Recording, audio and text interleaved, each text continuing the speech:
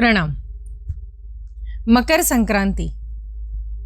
मकर संक्रांति ये हमारे हिंदू धर्म में बहुत ही अच्छा सा ऐसा पर्व माना गया है, क्योंकि इसी दिन से हमारे सूर्य देवता धनु राशि को छोड़ के मकर राशि में प्रवेश करते हैं। यानी ऐसा माना जाता है कि इस दिन से दिन बड़ा होने लगता है और रात छोटी होने लगती है। मकर राशि में प्रवेश करते समय सूर्य देवता काफ़ी कुछ अच्छे समाचार लेके हमारे जीवन में आते हैं। यानी मकर संक्रांति के बाद, यानी इस दिन के बाद से हम शुभ कार्य शुरू कर सकते हैं। वैसे माना जाता है कि इस दिन से, यानी इसके पीछे भी एक छोटी कहानी है। मकर संक्रांति के दिन ही हमारे गंगा जी भागीरथी के पीछे चलते चलते कपिल मुनि के आश्रम में पहुंच गए और फिर वहां से उनका मिलन सागर से हुआ, यानी समुद्र से हुआ। तो ये दिन से ऐसी प्रचलित कथाएं आई है कि अगर मकर संक्रांति के दिन हम गंगा स्नान करते हैं तो हमें काफ़ी पुण्य मिलता है। वैसे तो अगर आपके आसपास कहीं बड़ी नदियां हैं तो इस दिन अगर आप कोई भी बड़ी नदी में जाके स्नान करते हैं तो आपको पुण्य प्राप्त होता है। यानी स्नान का भी अपना ही एक महत्व बताया गया है मकर संक्रांति के दिन। वैसे तो मकर संक्रांति हर राज्य में, हर जिले में अलग अलग तरीके से मनाई जाती है। अगर आप गुजरात की तरफ जाएंगे तो उत्तरायण के नाम से ये मकर संक्रांति जानी जाती है। इस दिन आपको हर एक छत पे अलग अलग रंग के पतंगे, मांझे और बहुत सारी मेजवानियाँ भी आपको खाने को मिलती है गुजरात में। तो जैसे लोग खुशी से ये पर्व मनाते हैं, वैसे ही इसका एक धार्मिक महत्व भी है। तो इस दिन हमें क्या करना चाहिए? अगर आप एक साधक हैं तो मकर संक्रांति के दिन आपको कौन सी साधना करनी चाहिए? तो वैसे तो मकर संक्रांति के दिन जल्दी उठ के अच्छे से स्नान करके, अगर आपको संभव है तो इस दिन यानी मकर संक्रांति के दिन तिल के तेल का अच्छे से मसाज कीजिए। अच्छे से अपने शरीर पे, पूरे शरीर पे तेल लगाइए और फिर स्नान कीजिए। अगर आपके आसपास कहीं बड़ी नदी है तो नदी में जाके स्नान कीजिए, क्योंकि उससे हमें पुण्य मिलने वाला है। तो ये स्नान का अपना एक महत्व जैसे मैंने बताया। दूसरा है कि स्नान होने के बाद इस दिन हमें ज़्यादा से ज़्यादा दान करना है। दान का भी इस दिन बहुत ही बड़ा महत्व है। अगर आपको संभव है तो तिल का दान कीजिए, गुड़ का दान कीजिए, खिचड़ी का दान कीजिए। यानी कोई भी आप अपने घर में खिचड़ी बना के दूसरे जो गरीब हैं उनमें खिचड़ी बांटिए, या फिर गुड़ बांटिए, तिल बांटिए, कोई भी धान्य आप बांट सकते हैं। तो ऐसे दान ज़्यादा से ज़्यादा कीजिए इस मकर संक्रांति के पर्व पे। दूसरा, हमें साधना अगर आप करना चाहते हैं तो इस दिन हमें सूर्य देवता की साधना करनी है। सूर्य देवता को अच्छे से स्नान करने के बाद हम जब जल अर्पण करते हैं तो सूर्य के जो मंत्र हैं, जैसे ओम सूर्याय नमः, ओम मित्राय नमः, ऐसे जो सूर्य के मंत्र हैं उसका आप ज़्यादा से ज़्यादा उच्चारण कीजिए, पठन कीजिए, या तो फिर गायत्री मंत्र की साधना कीजिए।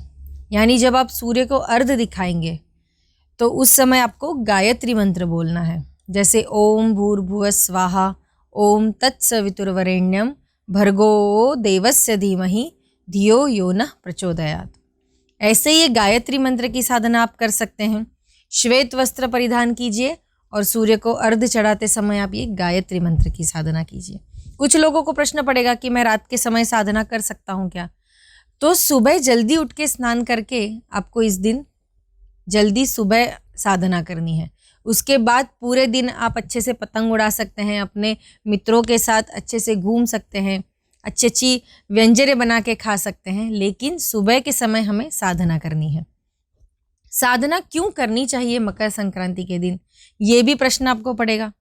तो अगर आपके घर में आप संतान की वृद्धि पाना चाहते हैं, या कुछ लोग जिन्हें संतान प्राप्ति नहीं हो रही है, तो मकर संक्रांति के दिन अगर आप ये साधना करते हैं, उपवास करते हैं, तो आपको संतान प्राप्ति का लाभ मिलता है।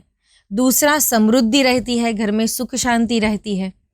कुछ लोगों के घर में जो पिता होते हैं तो पिता और बेटे के बीच काफ़ी विवाद होते हैं, काफ़ी उनकी बनती नहीं है। अगर दोनों एक साथ बैठते हैं तो हमेशा वाद विवाद चलते रहते हैं। दोनों के विचारों में समानताएं नहीं होती है, ऐसे काफ़ी देखा गया है। तो अगर पिता और पुत्र इन दोनों के संबंधों में मिठास लानी है तो उन्होंने अपने आप से, यानी पिता ने अपने बेटे को और बेटे ने अपने पिता को अच्छे से लाल रंग की वस्तु अगर आप उस दिन भेंट देते हैं तो दोनों के रिश्तों में मिठास आएगी, दोनों के विचार स्थिर हो जाएंगे, आपसी में जो अनबन है वो भी मिट जाएगी। ये एक छोटा सा उपाय इस मकर संक्रांति के पर्व पे आप करके देखिए। घर की जो माताएं हैं वो अच्छे से ये चीज़ अपने बेटों से या अपने जो पति देव हैं उनसे करके लीजिए और फिर अपने घर में सुख और शांति का अनुभव कर सकते हैं। तो ऐसे ये मकर संक्रांति के दिन ज़्यादा से ज़्यादा दान कीजिए। दान करने से आपके घर में जो भी पीड़ाएं हैं, जो भी कष्ट हैं, वो सारे धीरे धीरे ख़त्म होने लगेंगे। और जैसे हम गायत्री मंत्र की साधना इस दिन जल्दी सुबह उठ के करने वाले हैं तो घर में भी काफ़ी शुद्धि का वातावरण बना रहेगा, आपकी भूमि शुद्ध हो जाएगी। घर में अगर कोई नेगेटिव वाइब्रेशंस भी हैं तो वो भी ख़त्म हो जाएंगे और आज के बाद आपके घर में शुभ प्रसंग या शुभ अवसर या अच्छी अच्छी चीज़ें आपके घर में जल्दी से होने लगेंगी। तो इस दिन ऐसा माना जाता है कि सूर्य भगवान अपने बेटे शनि देव से मिलने के लिए इसी दिन गए थे और फिर उन दोनों में भी अच्छे संबंध प्रस्थापित हुए। तो वैसे ही हम हमारे घर में बेटे और पिता के बीच अगर अच्छे संबंध प्रस्थापित करना चाहते हैं तो इस दिन जैसे मैंने आपको बोला है वैसे आप कीजिए, गायत्री मंत्र की साधना कीजिए। जो लोग गुजरात में रहते हैं उन लोगों ने तो अपनी तैयारियां शुरू कर दी भी होंगी, अच्छे से तिल गुड़ के लड्डू बनाने शुरू हो गए होंगे, अच्छे से पतंगे लाना शुरू कर दिया होगा, मांझा भी तैयार हो गया होगा। तो ऐसे गुजरात में तो अगर आप देखेंगे तो उस दिन पूरा आकाश जैसे रंगे बिरंगी तितलियों से भर गया हो, ऐसा आपको नज़ारा देखने को मिलता है। तो गुजरात ही नहीं तो हमारे काफ़ी महाराष्ट्र में भी उस दिन अच्छे से जो सौभाग्यवती हैं, यानी जो स्त्रियाँ जिन महिलाओं की शादियाँ हो चुकी है वो अपनी सहेलियों को, अपने रिश्तेदारों को घर बुलाती है, फिर अच्छे से भेंट वस्तु देती है। और महाराष्ट्रियन लोगों में तो सबसे अच्छी कहावत यही है कि तिल गुड़ गया और गुड़ गुड़ बोला। ये सब लोग एक दूसरे को बोलते रहते हैं और अच्छे से व्यंजन खाते हैं। तो इस दिन अगर आप अपने घर में कोई व्यंजन भी बना रहे हैं तो ज़्यादा से ज़्यादा उसमें तिल का इस्तेमाल कीजिए, क्योंकि तिल हमारे स्वास्थ्य के लिए बहुत ही अच्छा है, जो हमें मजबूती देता है, जो हमें ताकत देता है। जैसे सूर्य भगवान उत्तरायण की तरफ निकल पड़ते हैं तो धीरे धीरे उनके किरणों में गर्मी और एक तपन देखने को मिलती है, जिससे हमारे मनुष्य प्राणियों में भी काम करने का जोश बढ़ने लगता है, एक नया उत्साह मिलता है। तो इसीलिए हम इस दिन ज़्यादा से ज़्यादा सूर्य देवता की साधना करेंगे, ताकि जैसे उनके किरण हर तरफ फैले हुए हैं, जैसे वे खुद तेजस्वी है वैसे ही हम भी तेजस्वी दिखे, हम में भी अच्छे से बल आए, ताकत मिले और हम हमारे जीवन में अच्छे से कार्य प्रगति से शुरू कर सकें। तो इस दिन हम करेंगे सूर्य देवता और गायत्री मंत्र की साधना। तो आप सभी को मकर संक्रांति इस पर्व की खूब खूब शुभकामनाएं। हमारे ओम स्वामी समर्थ साधना केंद्र की तरफ से भी आपको बहुत हार्दिक शुभकामनाएं। तो मिलते हैं अगले एपिसोड में ऐसे ही एक विषय के साथ। तब तक के लिए हमारे इस चैनल को सब्सक्राइब कीजिए, वीडियो को लाइक और ज़्यादा से ज़्यादा शेयर कीजिए। अच्छे अच्छे कमेंट्स तो आप करते ही हैं, वैसे ही करते रहिएगा। धन्यवाद।